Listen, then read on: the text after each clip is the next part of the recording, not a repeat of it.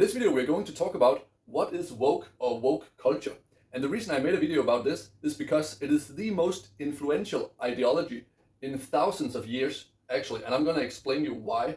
So first of all, woke has nothing to do with awakening or any spiritual development or anything like that. It sounds like it, but it's not, okay? It's more a political ideology that is more powerful than even science. It has become more powerful than even science because it can overrule science in some cases. And also, it has become even more powerful than most countries' governments and even the government's constitutions. Also, we'll talk about how much money is involved in woke, because it's actually trillions of dollars that are involved in this whole project that is global. We'll also talk about how woke can change the laws of countries, as we already touched on, and how it affects human rights. Okay? And we'll talk about how woke ideology, it needs three things to function.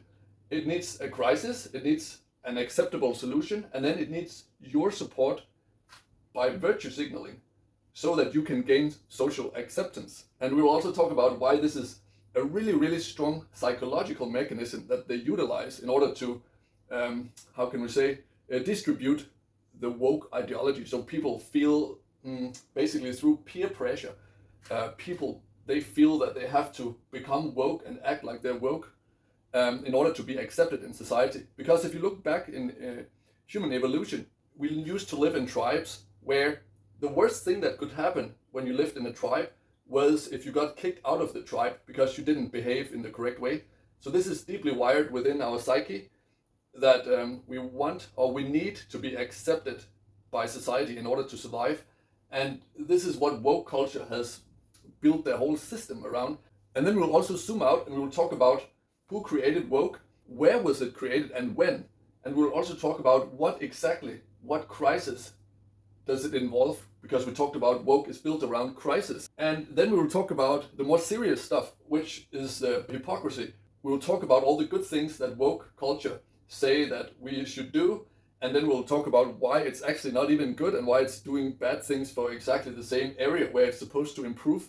And we'll talk about who is benefiting from this. And that's going to be towards the conclusion of the video, where I'll reach a conclusion, and you can reach your own conclusions, of course. And then I'll talk about why woke has most likely been created and by who. Because you can always ask the question, who benefits from this? And by asking that question, usually by using logic, you can get guided in the most likely direction of where to find who created it. Because usually who creates something and maintains something is usually the same people that benefit from something, right? If you want to learn more tools and techniques and habits that can improve your life quality and performance and well-being overall, subscribe to my YouTube channel. And if you like tropical island holidays, visit fitcamp5.com for my 2-time TripAdvisor award-winning training camp, where we train fitness and action sports together while learning to live a healthy lifestyle and, maybe most importantly, have fun at the same time.